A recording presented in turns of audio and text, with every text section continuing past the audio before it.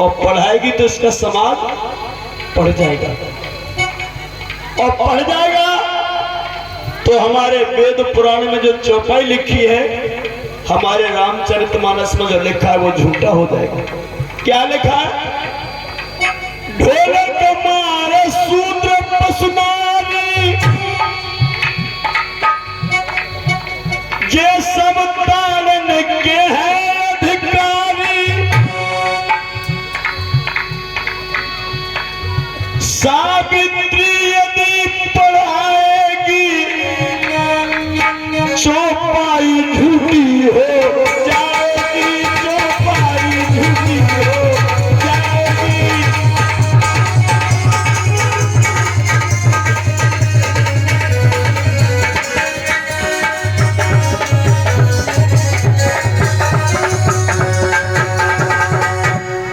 माताओं,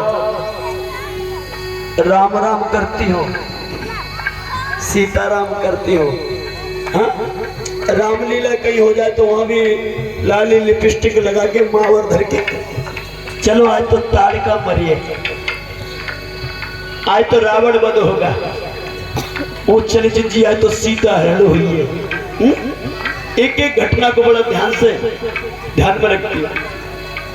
लेकिन उसी रावण ने तुम्हारी दशा क्या की थी? ढोल गमार शूद्र पसनारी, ये सब ताड़न के। फिर हमने एक व्यक्ति से पूछा, भैया ठीक है महाराज, वो तुम्हारी समझ में आई, लेकिन ये ताड़न के अधिकारी कैसे, कि ताड़न का मतलब क्या है? तो वो चुटिया वाला कहने लगा कि सुमन प्रताप बौद्ध जी, ताड़न का मतलब है शिक्षा। हमने कहा ठीक है, शिक्षा ताड़न का मतलब क्या? हाँ, मैंने कहा कैसे शिक्षा दिलाना चाहते हो? कि इनको ताशते रहो, इनको डांटते रहो तो ये अपनी सही लाइन से चलते हैं। क्यों? कि नारी को पीटोगे तभी नारी घर में सही काम करेगी। देखना उनका समझाने का तरीका। और मैंने कहा ढोल, कि ढोल में डंडा मारो बढ़िया आवाज निकलती। मैंने कहा ठीक है। मैंने पशु को डंडा नहीं मारोगे तब तक सीधा नहीं चलेगा। और मैंने कहा गमार, कि गमार को भी मारने से काम चलता। ढोल गमार और शूद्र का तो मतलब ये कि शूद्रों को जितना नहीं मारोगे उतना ही सही नहीं चलेंगे। तो मैंने कहा महाराज एक बात बताओ कि शूद्रों में कौन कौन आता है?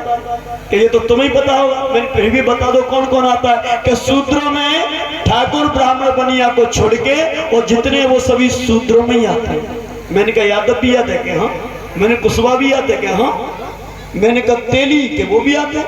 मैंने कहा धोबी के वो भी आते हैं। मैंने कहा ये तो अपने आप को ठाकुर समझते हैं कि वो समझते रहे, हमारी नजर में तो वो शूद्र ही, वो समझते रहे, लेकिन हमारी नजर में शूद्र हैं। 6,743 जातियों में विभाजन करके और उपजातियों इकट्ठी कर दी जाए तो ये 10,000 जातियां हो जाती है। 10,000। और ये 10,000 जातियां जो अपने आप को ठाकुर समझ के ठाकुर का मुखौटा लगा करके अंधेरे में जी रहे हैं, इनको शूद्र की श्रेणी में उन्होंने रखा है। अरे यादव भाई को भी कह दिया है कि इसमें भी डंडे मारो, तेली को भी कह दिया इसमें भी डंडे मारो। शूद्र में सभी आते हैं। और शूद्र दो प्रकार के हैं, एक शूद्र एक अशूद्र, टचेबल एक अनटचेबल। एक को हम छू सकते हैं और एक को हम नहीं छू सकते।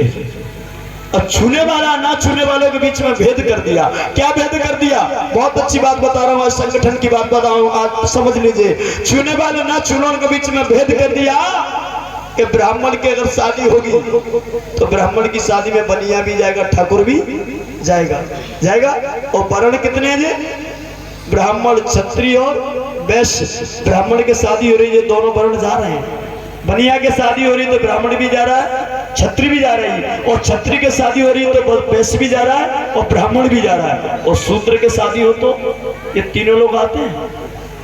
हाया ना करो। ये शूद्र के शादी हो तो ठाकुर ब्राह्मण बनिया जो भोजन करने के लिए आते हैं नहीं, अरे ये तो आते ही नहीं है। और शूद्र जो एक वर्ण में है, इन एक वर्णों में भी ऐसी खाई पैदा कर दी है कि जो शूद्र एक वर्ण में है और फिर भी एक दूसरे की शादी में, कभी यादव की शादी में कुशवा जाता है, कभी कुशवा की शादी में जाटव पहुंचता है चमार, कभी चमारों की शादी वाल्मीकि जाता है नहीं। और भूल से चला भी गया यारी दोस्ती में तो जो चुटिया वाले के पेट में दर्द जो सबसे पहले जाएगा कुशवा जी के पास, अरे कुशवा, वैसे क्या कहते हैं, वैसे क्या कहेगा, कछिया, उसका मतलब होगा तो क्या कहेगा, कुशवा।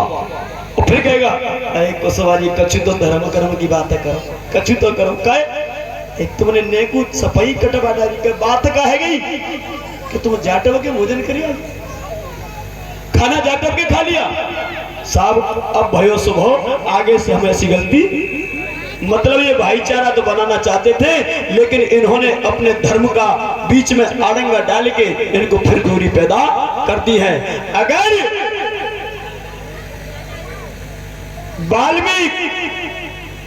वाल्मीकि के यहाँ जाटव खाना खा लेगा तो क्या कहेगा, एक कछु तो शर्म करो जाटव बीरो, अरे तुम कऊ के खाया थे, कम से कम जाए तो छोड़ी देते ताकि कौन ना खा, तो ताकि तुम जाए ना। तो जाटव क्या कहेगा, महाराज गलती है कि आवाज के बाद नहीं जाएंगे। मेरे नौजवान साथियों, हम आपस में सूत्र हैं और सूत्रों को एक जगह रख दिया इन लोगों ने। 6743 जातियों में हमें बांट दिया है, लेकिन हमें आपस में खाने पीने से दूर रखा है। आपस में हम जा नहीं सकते कहीं, शादी समारोह कर नहीं सकते कहीं, एक जगह बैठ नहीं सकते कहीं, एक से ऊपर एक भेदभाव बना के जातिवाद का विखंडन करके हमें एक टुकड़े में, अलग अलग टुकड़ों में बांट के रख दिया है। हमारा संगठन चकनाचूर कर दिया है। याद रखना, ये सारी बातें मैं आपको इसलिए बता रहा हूं कि हमें समझने की आवश्यकता है। उधर अगर तीनों लोग, अब सुनिए, अगर ये तीनों लोग क्षत्रिय ब्राह्मण बनिया, अगर तीनों लोग आपस में एक दूसरे की शादी में जाते हैं तो ले ले संकल्प कि शूद्र समाज में आने वाले SC ST OBC converted minority, ये सारे लोग एक दूसरे की शादी में जाना शुरू कर दो, आधी रात में दिल्ली में हमारा राज होगा, कोई रोकने वाला नहीं है। वो तीन लोग हैं, तीन शादी में जाएंगे तो 15 के 15 दिखाई देंगे, बस में जाएंगे तो 15 के 15 दिखाई देंगे। और हम 85 हैं, एक दूसरे के यहाँ नहीं जाते तो हम कितने दिखाई देते हैं, 0.85। धन्यवाद, 0.85। तो हमारा संगठन बना नहीं, हमारा संगठन और टूट जाता है। याद रखना,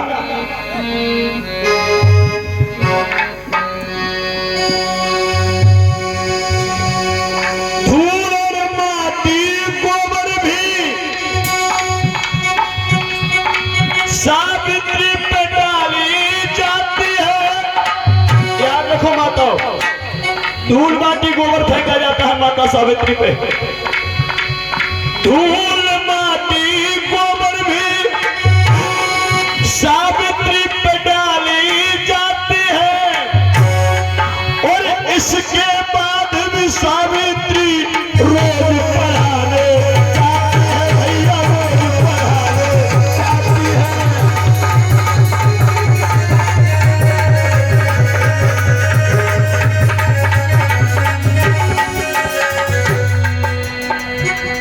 ऐसी शिक्षा की देवी, याद रखना माता बहनों, या भारत देश में सबसे पहली महिला शिक्षिका अगर कोई बनी तो माता सावित्री बनी।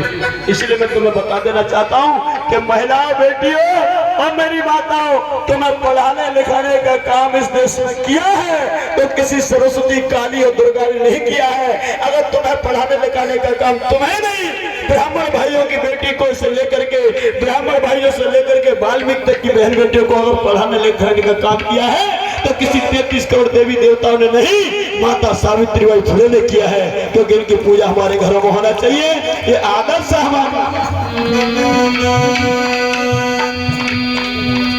माता सावित्री है हमारी, माता सावित्री असली है शिक्षा की देवी है। माता सावित्री हमारी असली शिक्षा की देवी है।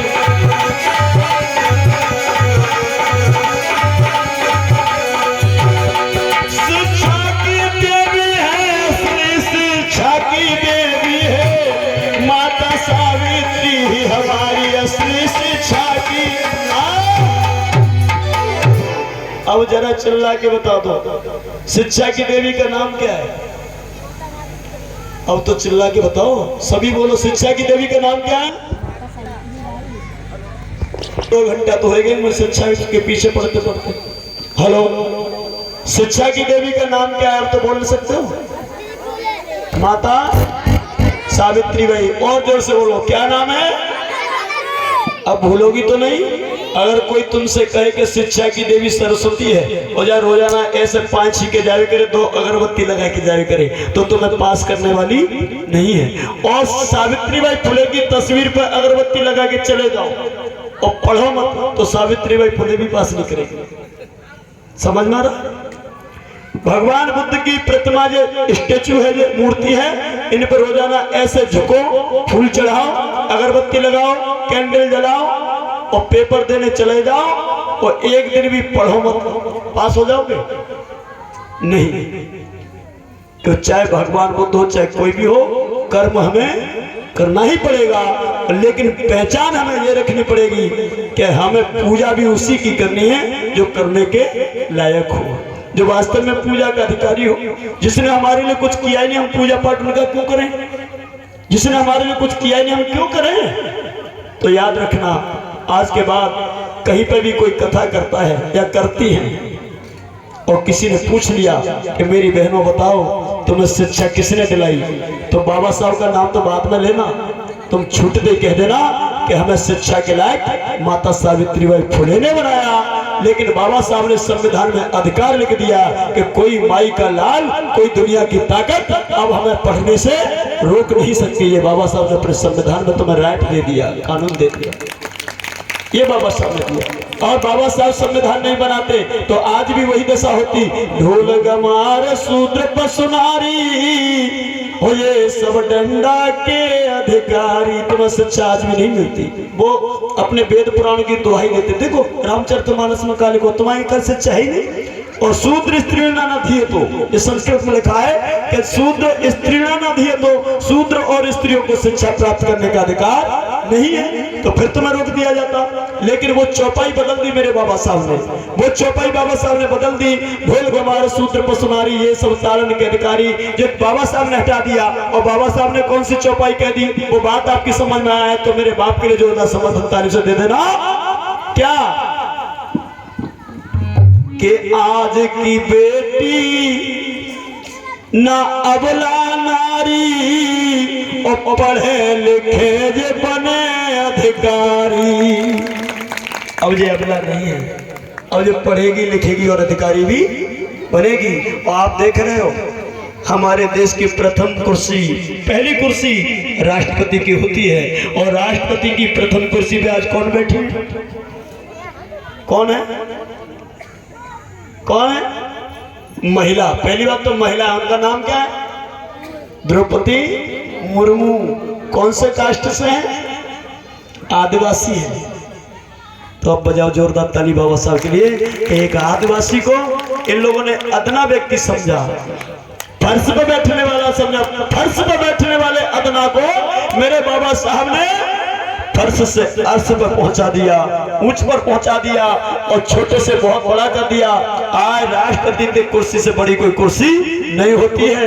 बाबा साहब का ये कर्म है हमारे ऊपर, वरना राष्ट्रपति सिर्फ मुंह से कह सकते थे और कल्पना कर सकते थे, लेकिन राष्ट्रपति की कुर्सी में बैठने का अधिकार हमें नहीं दिया जाता।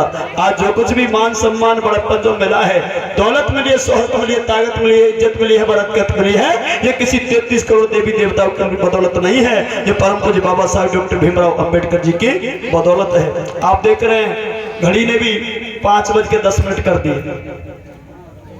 कितने बज गए? 5:10 हो गए।